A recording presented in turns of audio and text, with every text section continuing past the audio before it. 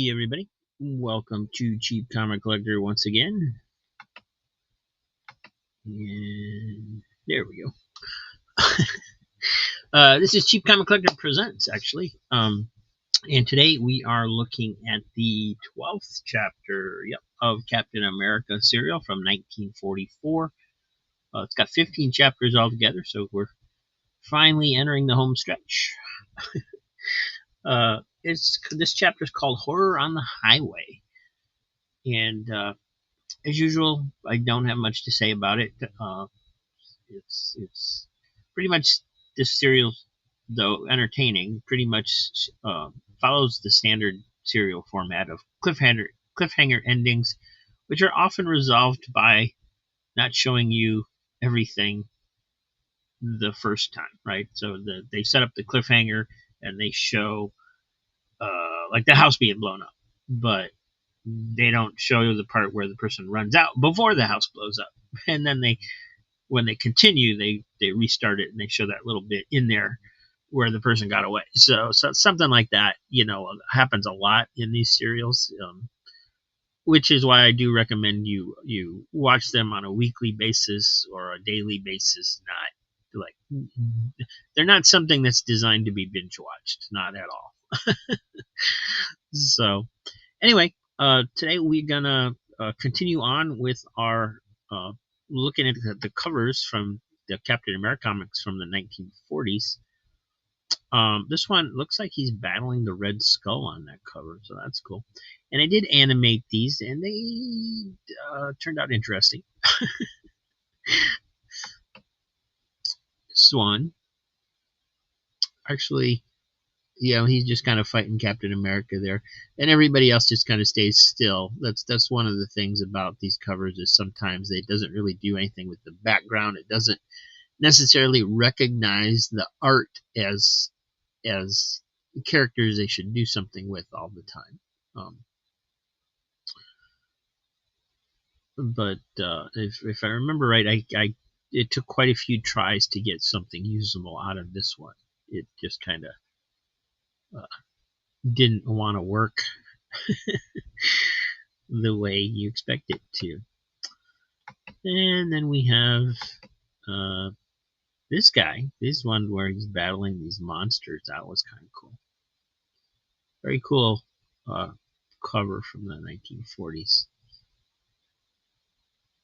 And Bucky looks extremely happy to see him, which I guess I would be too. And yeah, sometimes the AI just kind of creates its own scene, especially on these kind of comic book covers. It wants to kind of just drop into another scene, sort of. But this one worked out pretty cool because Captain America is still front and center, and he's fighting the monsters. And pretty neat. And then up last we have this one. This one was a hard one to get what it was supposed to do too, and it didn't really ever do it. I did pick out one that I thought was interesting and fun, and you'll see it now.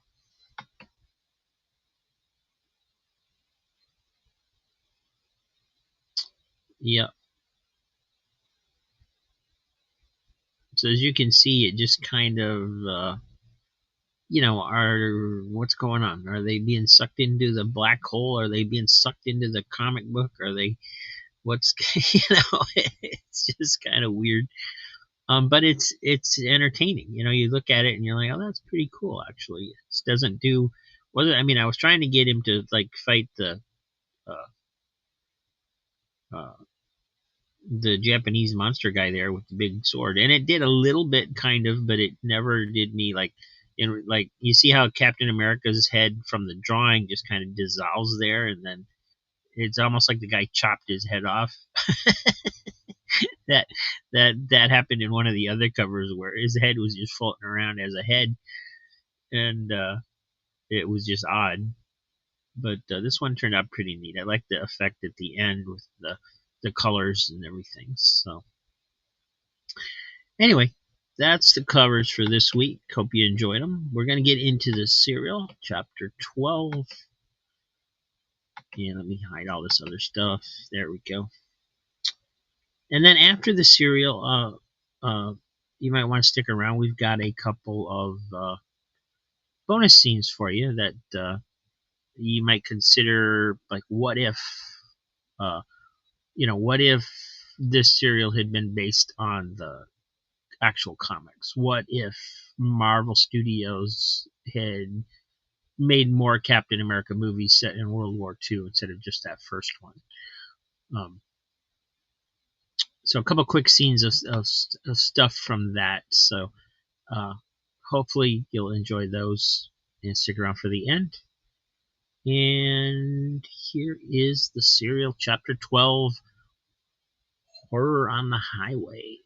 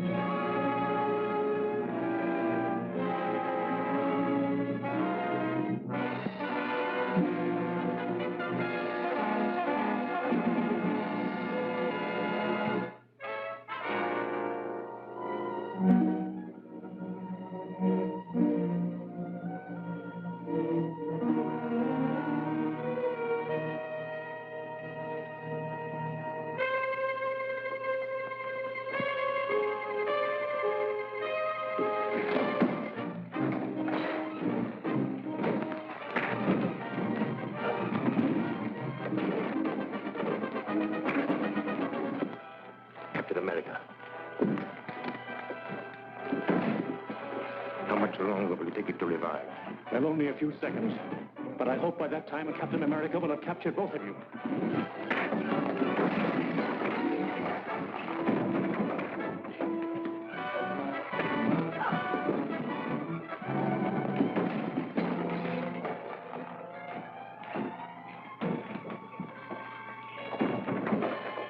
Get out of the window, Matson.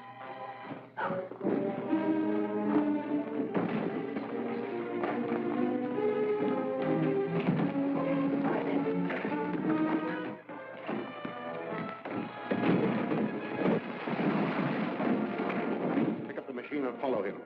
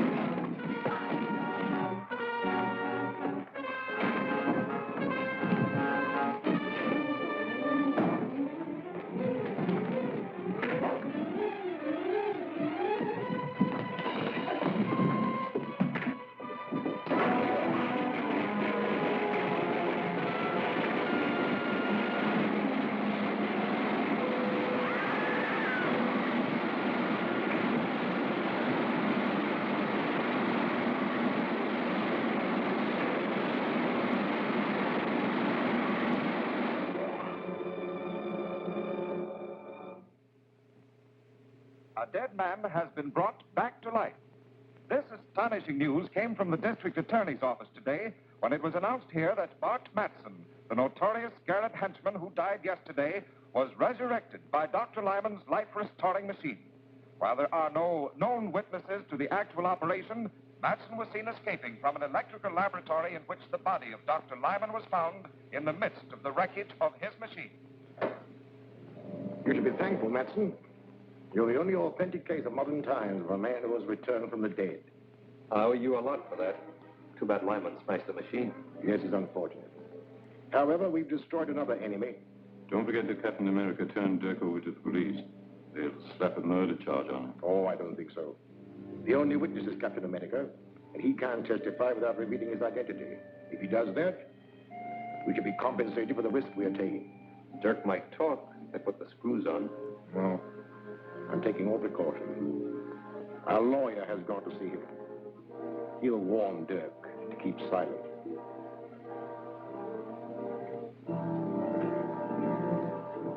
Hello, Grant. Did you get anything out of Dirk? Not yet, but I will. Dirk will crack up when he's charged with murder. But you can't make a murder charge stick. You haven't any witnesses. All you can prove is that Dirk was present at the time of Dr. Lyman's death. Any smart lawyer will smash your case in no time. But Captain America will. Captain America was unquestionably a witness, but you can't produce him. I probably won't need to. Dr. Lyman was abducted from his home along with his life-restoring device. His body was found beside the smashed machine. Now, if I can prove that Dirk was the unknown masked man who helped Matson with the abduction, I'll convict him of murder. But you can't prove anything. Gail Richards, your assistant, is the only witness who made a positive identification of Dirk as one of the abductors. Our unsupported testimony will not be sufficient in court. I may be able to back up Gail's testimony. There's still one more witness. May I use the phone? Help yourself. Get me Dr. Malver at the Drummond Museum.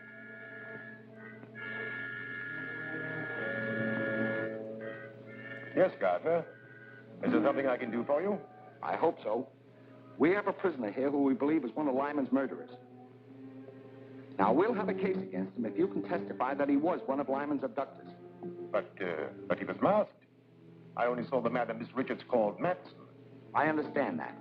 But we'll put a mask on the prisoner, and there may be something, some gesture or some mannerism that you may recognize. At any rate, it's worth a trial. Now, could you arrange to be in my office at 2 o'clock this afternoon? Of course. And I hope you have the right man.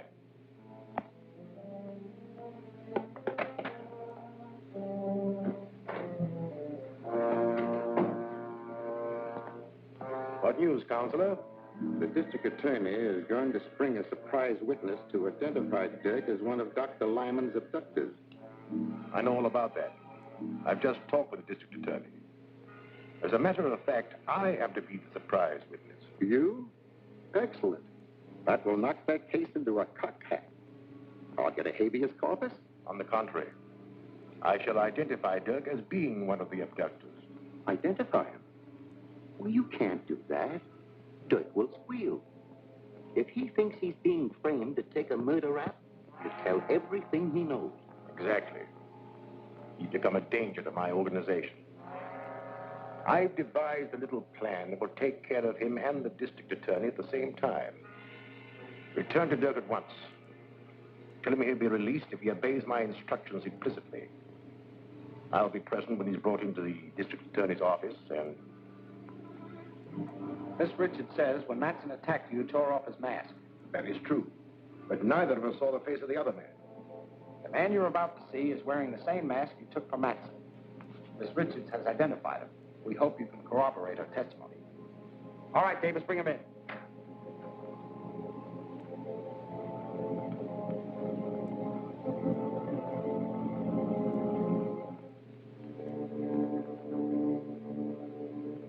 No, I'm sure this is not the one. Quite right, Doctor. This man is one of my operatives. Bring in the next one, Walt. You understand, Doctor, we've got to be absolutely sure. We don't want your judgment influenced by your friendship for Lyman. Of course. My opinion will be without prejudice, I assure you.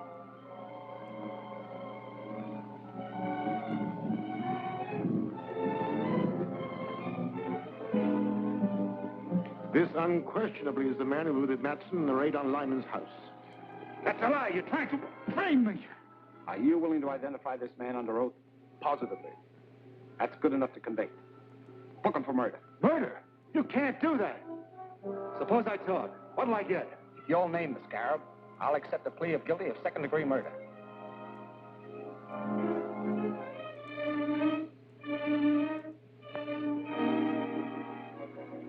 All right. Scarab was Doc Lyman himself. Oh, that's preposterous. The man's crazy. Lyman was a soul of honor. He might just as well accuse me of being the scarab. That trick won't work.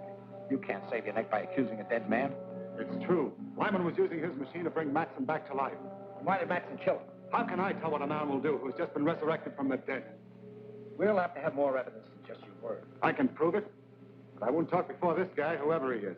All right. If you'll excuse us, Doctor, and thanks for your help. Glad to give it. Glad.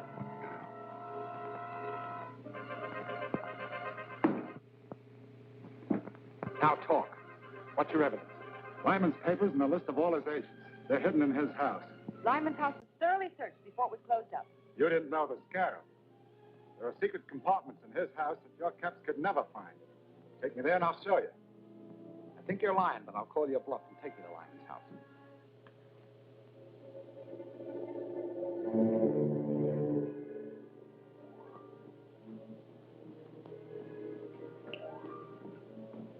See that you don't fail this time. Dirk has served his purpose and is of no further use to us. He and Gardner must be destroyed. Leave it to me. I'll drop them the minute they come through the door. Not quite so quickly. Before they die, let them know that theirs is the fate of all who attempt to thwart the scarab.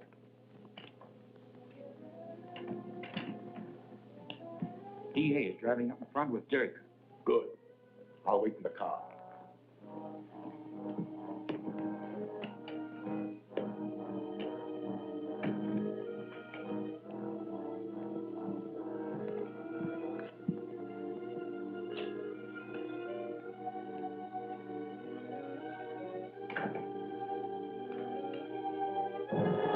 Stand where you are, Gardner.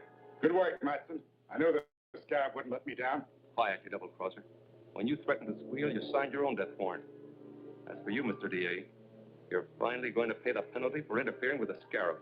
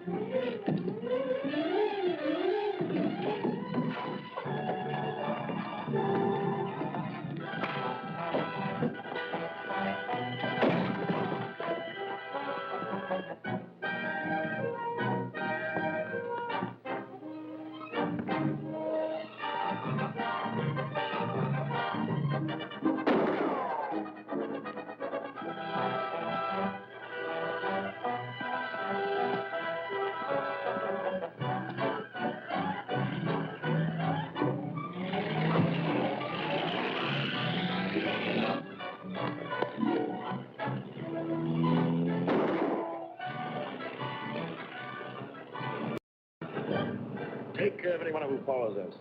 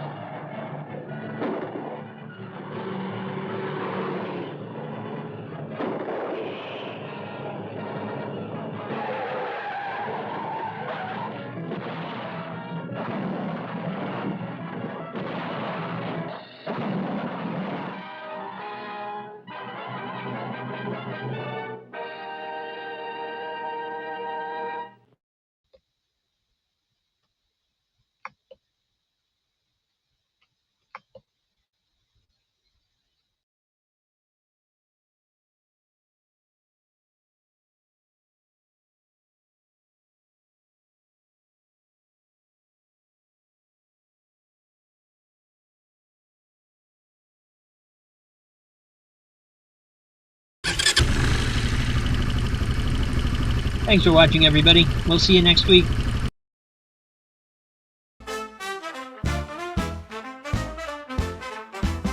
In the city's bright and bustling street, Grant Gardner never known to retreat.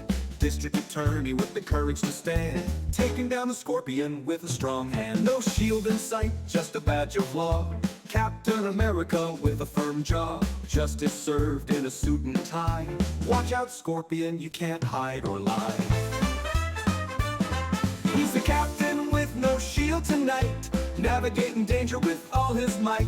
Swing to the rhythm of the city so fast. Grant Gardner's here, justice will last. Courtroom battles more than just fights. Day and night he's turning wrongs to rights. Behind that desk a hero thrives, in the alleyways where danger lies.